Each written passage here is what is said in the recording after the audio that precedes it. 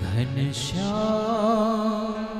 तुम्हें ढूंढने जाए कहाँ कहाँ।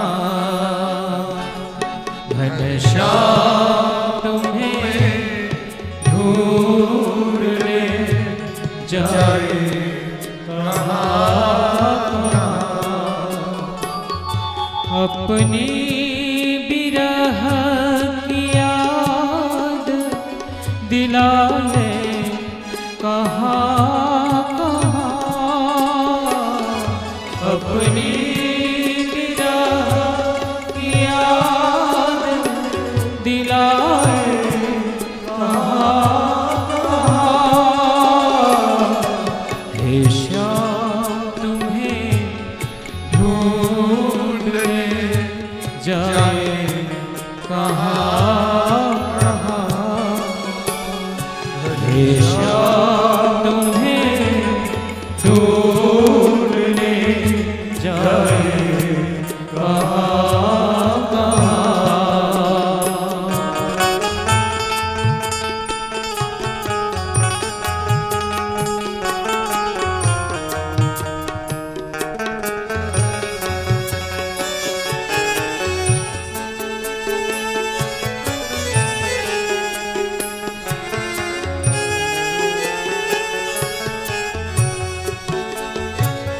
दिन रात अश्रु बिंदु बरसते रहे मगर। दिन रात अश्रु बिंदु बरसते रहे मगर। दिन रात अश्रु बिंदु बरसते रहे मगर। दिन रात अश्रु बिंदु बरसते रहे मगर। तन मन में लगी आग बुझाए कहाँ तन मन में लगी आग बुझाए कहाँ। अपने बिरह की याद दिलाए कहाँ कहाँ। अपने बिरह की याद दिलाए कहाँ कहाँ। घनश्याम तुम्हें ढूंढने जाए कहाँ कहाँ। घनश्याम तुम्हें ढूंढने जाए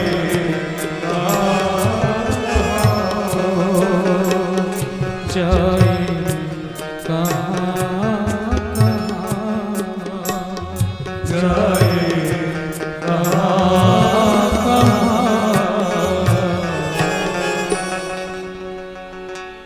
जो तू धावे एक पग तो मैं धामू साथ। भगवान कहते हैं जब कोई भक्त मेरी तरफ एक कदम चलता है मैं 60 कदम उसकी तरफ दौड़ता हूं। सुदामा जी जब दर्शन करने का संकल्प करके वहां से चले हैं, केवल सुदामा ही नहीं चले हैं, इधर भगवान श्री कृष्ण देख रहे हैं कि सुदामा चल रहा है। कृष्णकाय शरीर है, भूखा प्यासा मेरा मित्र आ रहा है। थक करके सुदामा जी एक स्थान पर वृक्ष के नीचे बैठे। जैसे उनकी झपकी लगी, भगवान ने योग माया शक्ति का प्रयोग किया और उस प्रयोग से सुदामा जी को द्वारका के समीप पहुंचा दिया। जब आंख खुली, थोड़ी दूर चले, बड़ा भारी एक नगर सामने दिख रहा है। सुदामा जी ने पूछा राहगीरों से, भाई ये कौन सा नगर है? राहगीरों ने बताया, ये द्वारिकापुरी है। मैं इतनी जल्दी द्वारका पहुंच गया। द्वारकापुरी में भगवान का आदेश है, किसी भी ब्राह्मण को कहीं भी जाने आने से रोका नहीं जाए, और राजमहल के लिए विशेष आदेश है। यहां तक कि भगवान के अंतःपुर के लिए आदेश है।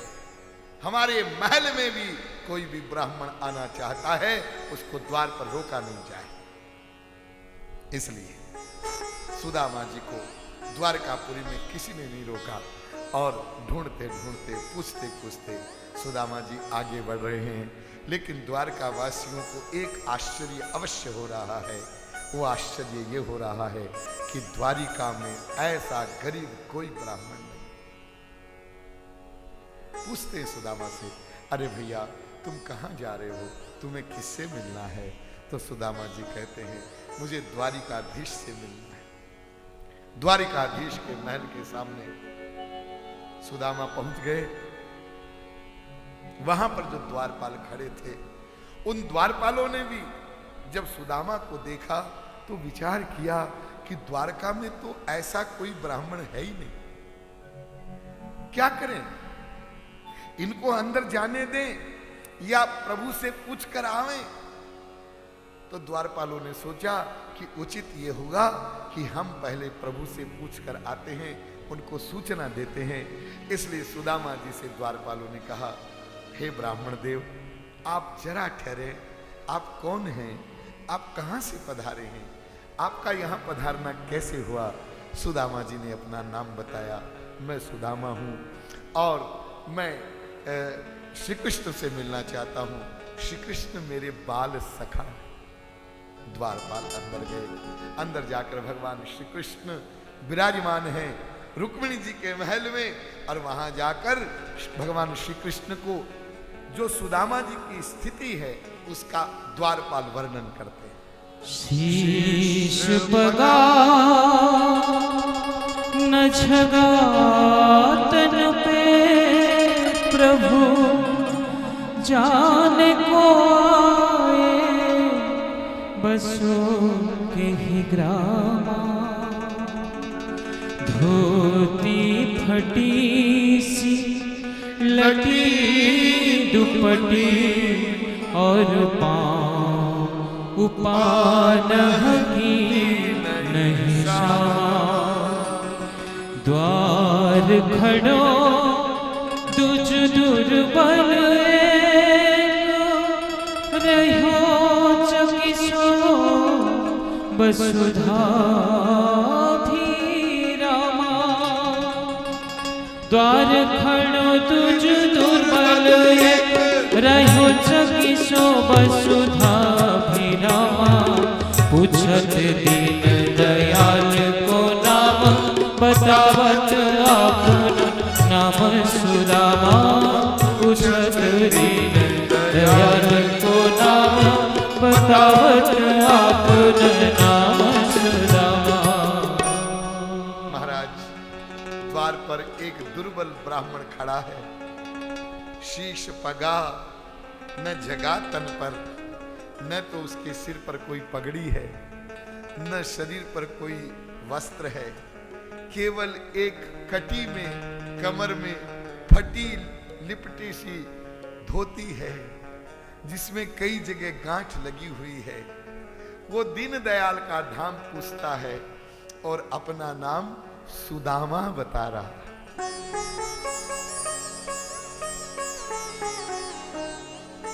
सुदामा आ गया। भगवान ने सुदामा का नाम सुना। ऐसी झांकी उपस्थित हुई है जिसका शब्दों में वर्णन नहीं हो सकता। भगवान उठे, बिना कुछ पहने नंगे पांव दौड़े।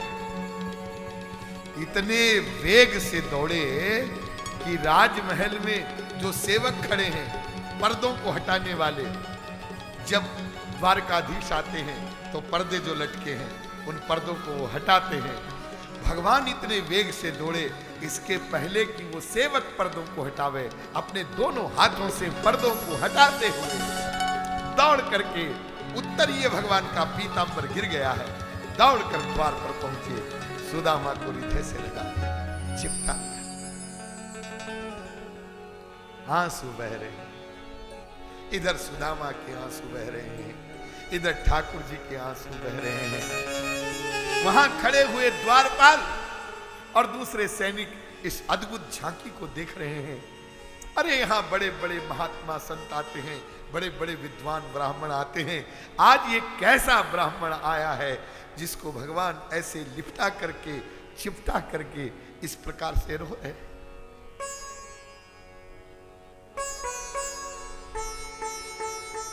आज मेरा मित्र है, मेरा बाल सखा है। भगवान सुदामा जी को लेकर के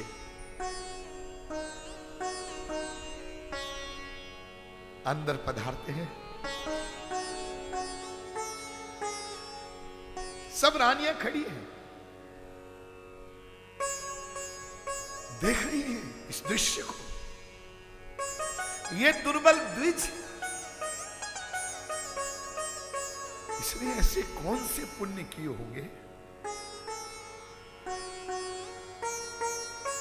द्वारिकाधीश इतना आदर दे रहे हैं। अपने सिंहासन पर सुदामा को बिठाया।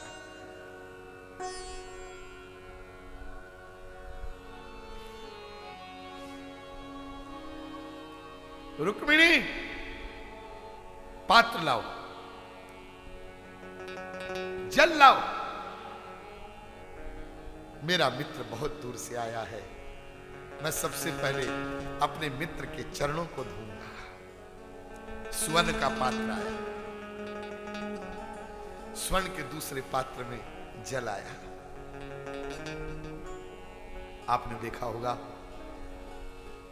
सिंहासन पर जब सम्राट महाराज लोग बैठते हैं तो उनका चरण जहां रखा जाता है वहां एक चौकी रखी जाती है, उसको पादपीठ बोलते हैं। पादपीठ। सुदामा सिंहासन पर बैठा है। भगवान श्री कृष्ण जो चरण रखने की चौकी है उसके नीचे घुटनों के बल बैठे हैं।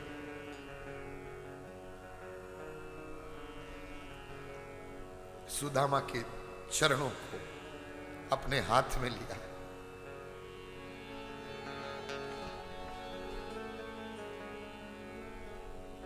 चरण में बहुत सारे कांटे गड़े, बिवाई फटी हुई है। भगवान के कोमल हाथों में सुदामा के चरणों के कांटे लगे, फटी हुई बिवाई चुभने लगी। कैसे बिहार बिवाई सो, पग कंटक जाल लगे पुनि जोए। हाय महादुख पायो सखे, तुम आए इते न किते दिन खोए। देखी सुदामा की दीन दशा, करुणा करके करुणा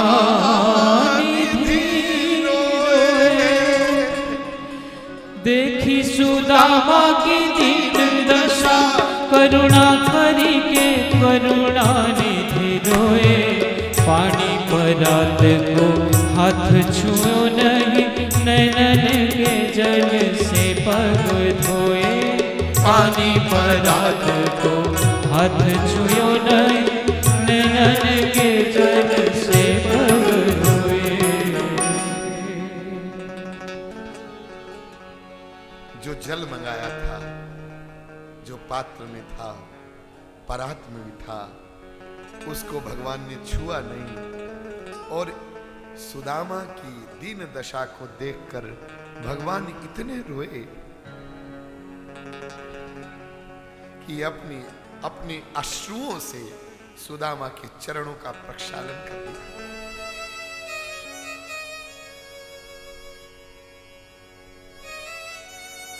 एक एक कांटे को भगवान ने निकाला। हे सखा, तुमने इतना दुख पाया, तुम इतने दिनों तक क्यों नहीं आए? हाय महा दुख पायो सखा, तुम आए तैन कितने दिन खोए। अपने पीतांबर से ठाकुर जी ने सुदामा के चरणों को पोंछा।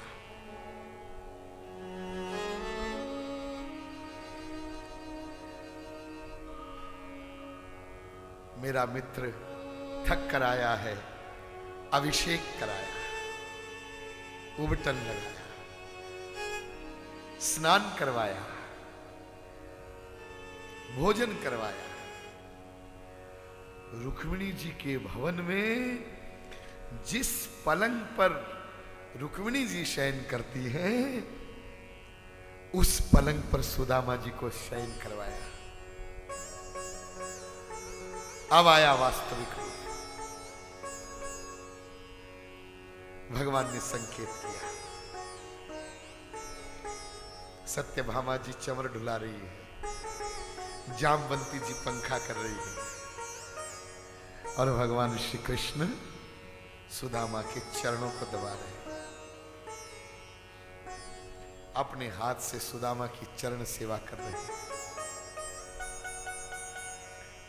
और सुदामा जी बहुत मुश्किल से अपने प्रेम को कंट्रोल कर रहे हैं।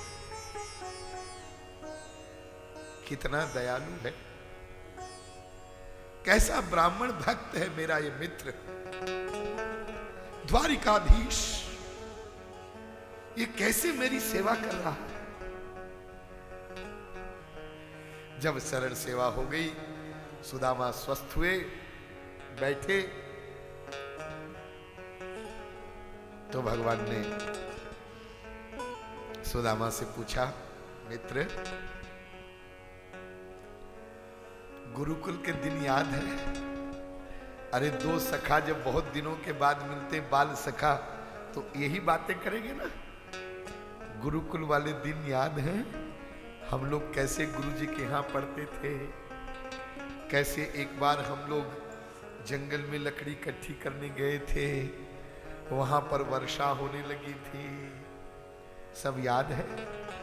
सुदामा कहते हैं, मित्र मुझे एक एक घटना याद है। अच्छा मित्र, एक बात बताओ, तुमने विवाह किया?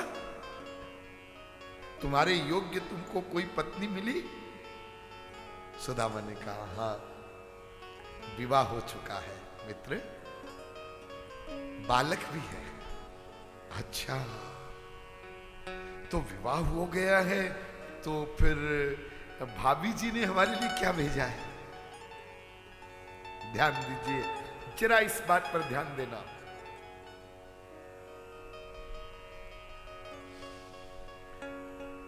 इतना भूखा आदमी 4 मुट्ठी चिवड़ा बगल में दबाए हुए, और अब तक सुदामा जी ने वो 4 मुट्ठी चिवड़ा की जो पोटली थी, उस पोटली को कैसे संभाल के रखा होगा? हा? लेकिन संभाल के रखा है। लेकिन द्वारकाधीश का जब ऐश्वर्य देखा, तो सुदामा को संकोच हुआ, मैं ले तो आया, लेकिन ये भेंट द्वारिकाधीश को देने योग्य नहीं। किसी प्रकार से सुदामा उस पोटली को छुपाते हैं, और ठाकुर जी कहते हैं, मित्र भाभी ने मेरे लिए कुछ न कुछ तो जरूर भेजा होगा, खाली हाथ तो तुम नहीं आए हो, मैं जानता हूं तुम खाली हाथ आने वाले नहीं हो, क्या भेजा है? अच्छा बताओ, ये तुम बाह के नीचे क्या छुपा रहे हो? और सुदामा जो उस पोटली को छुपा रहे थे, ठाकुर जी ने झपट कर उस पोटली को छीन लिया। खोला, चिवड़ों को देखा, और उसी समय भगवान श्री कृष्ण ने मन ही मन में संकल्प किया कि मैं अपने मित्र को ऐसा ऐश्वर्य दूंगा, इंद्र भी लज्जित हो जाए। ये संकल्प किया और चिवड़े की एक मुट्ठी को लिया, मुंह में डाला और बड़े प्रेम से खाने लगे।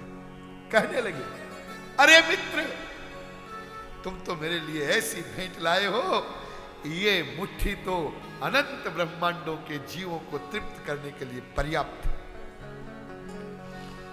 ऐसा स्वादिष्ट व्यंजन द्वारिका में तैयार नहीं होता है। एक मुट्ठी चिवड़ा खाया। जब दूसरी मुट्ठी चिवड़ा खाने लगे भगवान, तो रुक्मिणी जी ने दौड़ करके ठाकुर जी का हाथ पकड़ लिया। हे प्रभु, बस करिए, बस करिए। मृत्यु लोक में इससे अधिक ऐश्वर्य किसी को नहीं दिया जा सकता है। यदि आप दूसरी मुट्ठी चिवड़ा खा लेंगे तो मुझे द्वारिका छोड़कर सुदामा के यहां जाना पड़ेगा।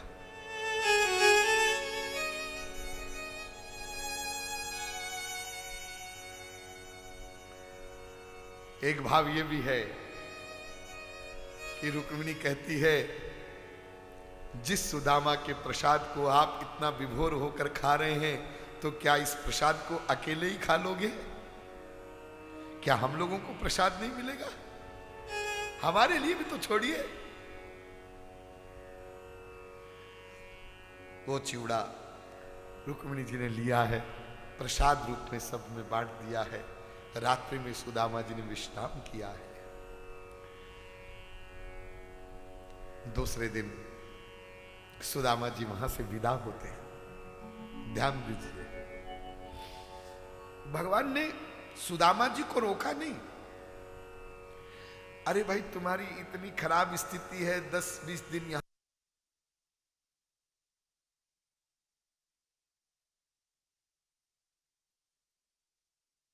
हुई।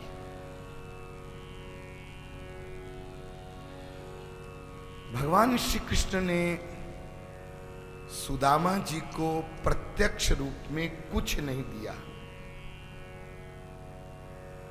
ध्यान दीजिए, जब विदा करने लगे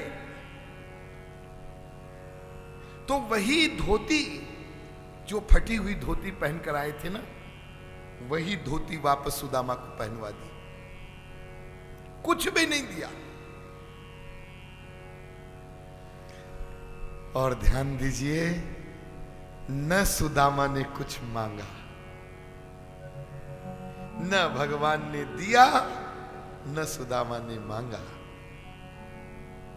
और सुदामा जी वहां से विदा हो गए हैं। मार्ग में सुदामा जी विचार करते हैं, मेरा मित्र कैसा ब्राह्मण भक्त है, कितना प्रेम करता है अकिंचनों से, कैसे दौड़कर उसने मुझे हृदय से लगाया, अपने आसन पर बिठाया, कितनी मेरी सेवा किया, अपने पलंग पर मुझे लिटाया।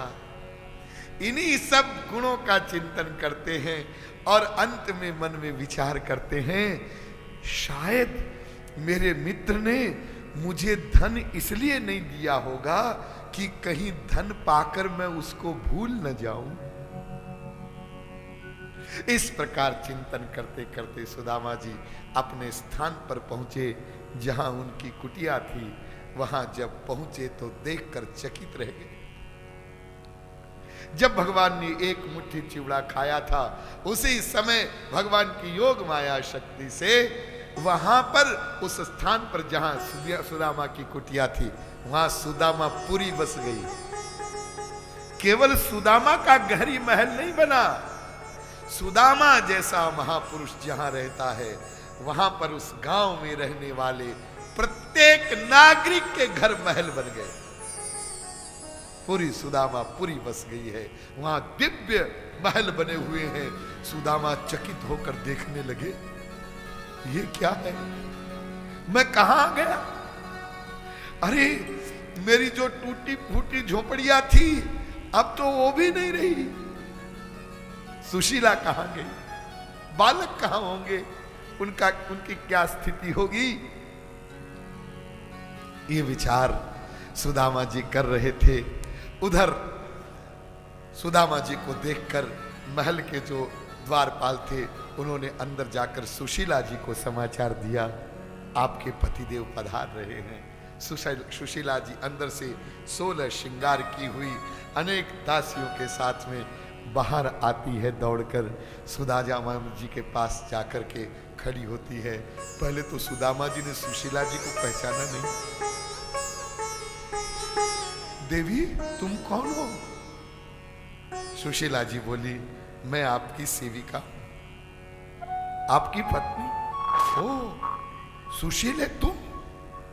अरे ये क्या हो गया?